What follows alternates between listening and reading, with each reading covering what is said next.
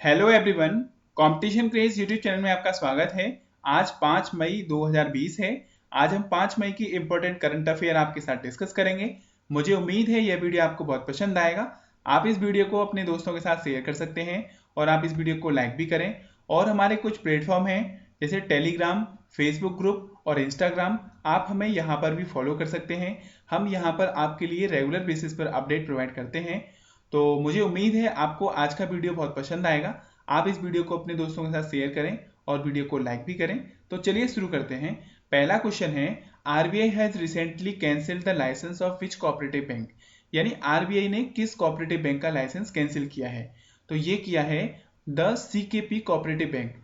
यानी CKP cooperative bank का licence अभी रिजर्व बैंक ऑफ इंडिया ने कैंसिल किया है। देखो, रिजर्व बैंक ऑफ इंडिया ने 105 साल पुरानी सीकेपी कोऑपरेटिव बैंक जो मुंबई बेस्ड बैंक है, इसका लाइसेंस कैंसिल किया है क्योंकि इस बैंक के बिजनेस ऑपरेशन में फाइनेंशियल इनस्टेबिलिटी पाई गई। ओके, और जो इनके कस्टमर हैं उनको ये फंड को रिपे नहीं कर पाए और इन्होंने साथ ही साथ जो मिनिमम कैपिटल एडुकेशन रेशियो है उसको भी मेंटेन नहीं किया। तो इसके चलते रिजर्व बैंक ऑफ इंडिया ने सीकेपी कोऑपरेटिव बैंक का लाइसेंस कैंसिल किया है। ओके, और इन्होंने अपना जो बिजनेस है ये 30 अप्रैल 2020 से क्लोज कर दिया है। तो आपको ध्यान रखना है, रिजर्व बैंक ऑफ इंडिया ने सीकेपी कोऑपरेटिव बैंक का लाइसेंस कैंसिल किया है। अब बात करते हैं हम सीकेपी कोऑपरेटिव बैंक की। तो ये एक मुंबई बेस्ड बैंक है। इसके जनरल मैनेजर हैं श्री मोरेश्वर धामोड़कर। देखो, हम बात करते हैं ये कोऑपरेटिव बैंक क्या होती हैं। देखो, कोऑपरेटिव बैंक ये कॉमर्शियल बैंक की तरह ही बिजनेस करती हैं, जिसमें ये पब्लिक से फंड को एक्सेप्ट करती हैं और उन्हें लोन के रूप में फंड प्रोवाइड करती हैं। यही इनकी बिजनेस एक्टिविटी होती है। और जो कोऑपरेटिव बैंक हैं ये कोऑपरेटिव सोसाइटी एक्ट 1912 के अंतर्गत रजिस्टर्ड होती हैं। ओके, इसका मेन ऑब्जेक्टिव होता है कि जो एग्रीकल्चर और जो रूरल एरियाज हैं वहां पर ये फंड को प्रोवाइड करें और साथ ही साथ जो फाइनेंशियल इंक्लूजन है उसका भी ख्याल रखें। ओके, और देखो, जो कोऑपरेटिव बैंक हैं ये reserve bank of India, registrar of cooperative society और नाबार्ड के माध्यम से इन बैंकों को रेगुलेट किया जाता है। तो आपको ध्यान रखना है, रिजर्व बैंक ऑफ इंडिया ने सीकेपी कोऑपरेटिव बैंक का लाइसेंस कैंसिल किया है। अगला क्वेश्चन है, which of the following became the first state in India to provide free and cashless insurance cover to its people. यानी निम्न में से भारत का पहला ऐसा कौन सा राज्य है जिसने अपने लोगों को फ्री और कैशलेस इंश्योरेंस प्रोवाइड किया है? तो ये किया है महाराष्ट्र ने। देखो, महाराष्ट्र के स्वास्थ्य मंत्री हैं जिनका नाम है राजेश टोपे।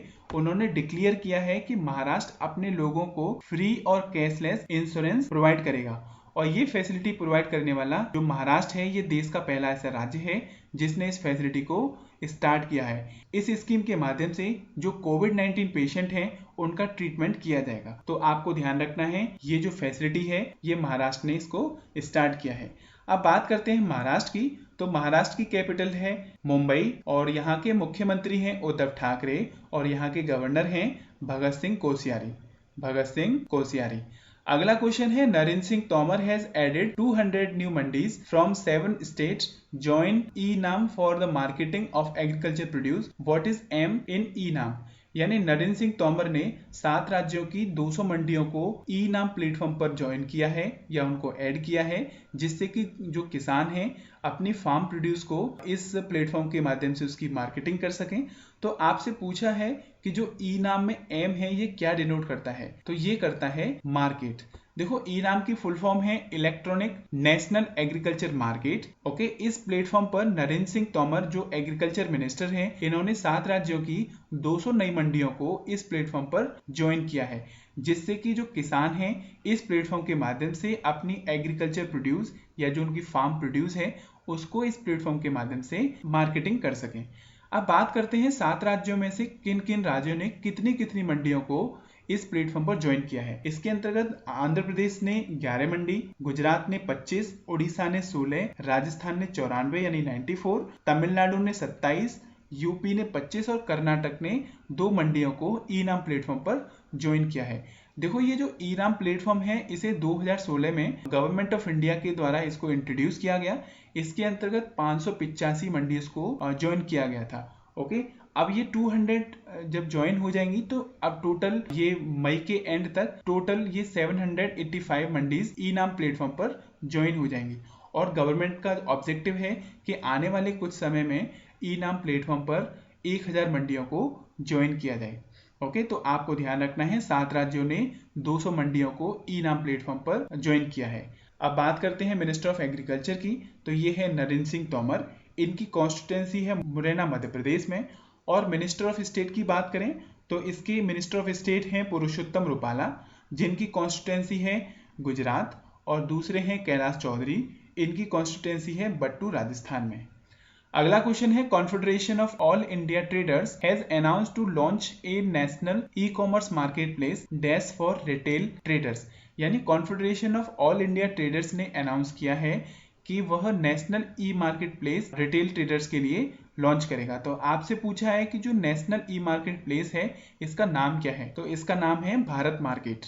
देखो, confederation of all India traders ने अपने रिटेल जो ट्रेडर्स हैं उनके लिए national e commerce market place जिसका नाम है भारत मार्केट उसको लॉन्च किया है। अब बात करते हैं confederation of all India traders की। ये नई दिल्ली में लोकेटेड है और इसके सेक्रेटरी जनरल हैं प्रवीण खंडेलवाल। तो आपको ध्यान रखना है confederation of all India traders ने भारत मार्केट जो एक national e commerce market place है इसको रिटेल ट्रेडर्स के लिए लॉन्च किया है। अगला क्वेश्चन है who has been elected as an international honorary member to the American academy of art and science. यानी कि American academy of art and science की इंटरनेशनल ऑनररी मेंबर के रूप में किसे अपॉइंट किया है, तो ये किया है प्रोफेसर शोभना नरसिम्हन को। देखो, प्रोफेसर शोभना नरसिम्हन ये कंप्यूटेशनल नैनो साइंस ग्रुप की हेड हैं, जो Jawaharlal Nehru centre for advance scientific research की हेड हैं। और ये एक ऑटोनोमस बॉडी है जो डिपार्टमेंट ऑफ साइंस के अंतर्गत काम करती है। तो इन्हें American academy of art and science की इंटरनेशनल ऑनररी मेंबर के रूप में अपॉइंट किया है। अगला क्वेश्चन है who has been honoured with the Nikkei Asia prize 2020 in the science and technology category. यानी साइंस एंड टेक्नोलॉजी कैटेगरी में निक्केई एशिया प्राइज 2020 से किसको सम्मानित किया गया है, तो ये किया गया है प्रोफेसर टी प्रदीप को। देखो, ये IITN मद्रास के प्रोफेसर हैं और पद्मश्री अवार्डी हैं। इनका नाम है थालापिल प्रदीप। ओके, इन्हें 25वां निक्केई एशिया प्राइज 2020 से सम्मानित किया गया, जो इन्हें साइंस एंड टेक्नोलॉजी के क्षेत्र में दिया गया है। इन्होंने इसके लिए नैनो टेक्नोलॉजी के आधार पर वाटर को प्यूरिफिकेशन किया है, तो इसके चलते इन्हें निक्केई एशिया प्राइज दिया गया है। ओके, और इस प्राइज के अंतर्गत इन्हें 3 मिलियन येन की कैश राशि प्रोवाइड की जाएगी और साथ ही साथ इन्हें एक सर्टिफिकेट प्रोवाइड किया जाएगा जापान गवर्नमेंट के माध्यम से। ओके, अब बात करते हैं हम निक्केई एशिया प्राइज की। देखो, ये जापान गवर्नमेंट के माध्यम से दिया जाता है और इस पुरस्कार को 1996 में प्रेजेंट किया गया था और ये एनुअल फंक्शन के दौरान इस निक्केई एशिया प्राइज को दिया जाता है। ओके, और इसका जो मेन ऑब्जेक्टिव होता है कि जो सस्टेनेबल डेवलपमेंट और एशिया के बेटर फ्यूचर के लिए जो बेहतर काम करते हैं उनको इस निक्केई एशिया प्राइज दिया जाता है। ओके, और इस वर्ष ये 25वां एशिया पुरस्कार दिया गया है टी प्रदीप को। ओके, इससे पहले इंडिया की तरफ से मनमोहन सिंह, NR नारायण मूर्ति, किरण मजूमदार, CNR राव और नंदन नीलेकणी को इस पुरस्कार से सम्मानित किया जा चुका है। तो आपको ध्यान रखना है 25वां निक्केई एशिया प्राइज 2020 ये टी प्रदीप को साइंस एंड टेक्नोलॉजी कैटेगरी में प्रोवाइड किया गया है।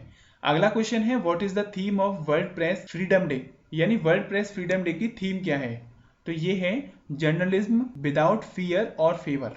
जर्नलिज्म विदाउट फियर और फेवर।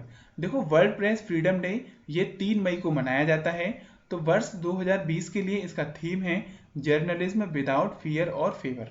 देखो, अभी हाल ही में वर्ल्ड प्रेस फ्रीडम इंडेक्स की रिपोर्ट जारी की गई जिसमें इंडिया की रैंक है 142। यानी कि जो वर्ल्ड प्रेस फ्रीडम इंडेक्स है इसमें इंडिया की जो रैंक है ये 142वीं है और इसमें जो पहली रैंक है ये है नॉर्वे की। ओके, और जो सबसे लास्ट रैंक है ये है नॉर्थ कोरिया की जो 180वीं रैंक है। ओके, तो आपको ध्यान रखना है वर्ल्ड प्रेस फ्रीडम डे ये 3 मई को मनाया जाता है और वर्ष 2020 के लिए इसका थीम है जर्नलिज्म विदाउट फियर और फेवर। अगला क्वेश्चन है who has been appointed as chief risk officer of RBL bank. यानी रत्नाकर बैंक लिमिटेड के चीफ रिस्क ऑफिसर किसे अपॉइंट किया है, तो ये किया है दीपक कुमार को। दीपक कुमार को रत्नाकर बैंक लिमिटेड के चीफ रिस्क ऑफिसर के रूप में अपॉइंट किया है। अब बात करते हैं हम रत्नाकर बैंक लिमिटेड की। तो देखो ये एक प्राइवेट सेक्टर की बैंक है, इसका हेडक्वार्टर मुंबई में है और इसको 1943 में फाउंड किया गया था और इसके चीफ एग्जीक्यूटिव ऑफिसर हैं बिस्ववीर आहूजा और इस बैंक की टैगलाइन है अपनों का बैंक। अगला क्वेश्चन है name the organization which has launched year of awareness on science and health and risk communication focusing कोविड-19। यानी कोविड-19 पेंडेमिक डिसीज को फोकस करते हुए हेल्थ एंड रिस्क कम्युनिकेशन के लिए year of awareness on science and health programme को launch किया है। तो आपको बताना है ये किस ऑर्गेनाइजेशन ने लॉन्च किया है। तो ये किया है national council for science and technology communication ने। देखो national council for science and technology communication ने कोविड-19 पेंडेमिक डिसीज को ध्यान में रखते हुए हेल्थ एंड कम्युनिकेशन के लिए year of awareness and science and health programme को लॉन्च किया है, जिसके माध्यम से जो कोविड-19 पेंडेमिक डिसीज है उसका पता लगाया जा सके और उसके हेल्थ में क्या रिस्क हैं उसको कम्युनिकेट किया जा सके, जिससे कि कोविड-19 पेंडेमिक डिसीज से लोगों को बचाया जा सके। तो आपको ध्यान रखना है ये जो year on awareness and science and health के माध्यम से लोगों को अवेयर किया जाएगा। ये programme national council for science and technology communication ने स्टार्ट किया है। अगला क्वेश्चन है which Indian Navratna enterprise under coal ministry has started the production of coal for first time recently. यानी पहली बार कोल मिनिस्ट्री के अंतर्गत किस इंडियन नवरत्न एंटरप्राइज ने कोयला के प्रोडक्शन को स्टार्ट किया है। तो ये किया है नेवेली लिग्नाइट कॉर्पोरेशन। देखो नेवेली लिग्नाइट कॉर्पोरेशन ये एक नवरत्न एंटरप्राइज है, इसको कोल मिनिस्ट्री के अंतर्गत यानी कि जो कोल मिनिस्ट्री है उन्होंने एक अप्रूवल दिया है कि ये पहली बार अपना कोयले का प्रोडक्शन अपना स्टार्ट कर सकती है। तो आपको ध्यान रखना है ये नेवेली लिग्नाइट कॉर्पोरेशन के माध्यम से कोयला का प्रोडक्शन स्टार्ट किया जाएगा। अगला क्वेश्चन है Dennis Theodore Goldberg who passed away recently. यानी डेनिस गोल्डबर्ग का अभी हाल ही में निधन हो गया, वह कौन थे। तो ये थे एंटी अपार्थाइड एक्टिविस्ट। यानी कि जो डेनिस गोल्डबर्ग हैं इनका भी हाल ही में निधन हो गया और ये प्रोफेशन से एंटी अपार्थाइड एक्टिविस्ट थे। ओके, डेनिस गोल्डबर्ग का जन्म साउथ अफ्रीका के केपटाउन में 11 अप्रैल 1933 में हुआ था और इनका निधन 29 अप्रैल 2020 को हो गया। तो आपको ध्यान रखना है डेनिस गोल्डबर्ग जिनका भी हाल ही में निधन हो गया ये एंटी अपार्थाइड एक्टिविस्ट थे। ओके, तो फ्रेंड्स यही थे कुछ इंपॉर्टेंट करंट अफेयर क्वेश्चन 5 मई 2020 के। मुझे उम्मीद है यह वीडियो आपको बहुत पसंद आया होगा।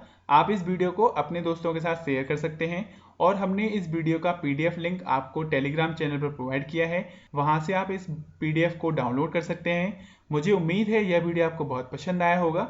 आप इस वीडियो को अपने दोस्तों के साथ शेयर करें, चैनल को सब्सक्राइब करें, कमेंट करें और इस वीडियो को अपने दोस्तों के पास ज़्यादा से ज़्यादा शेयर करें। तो thank you friend, have a nice day.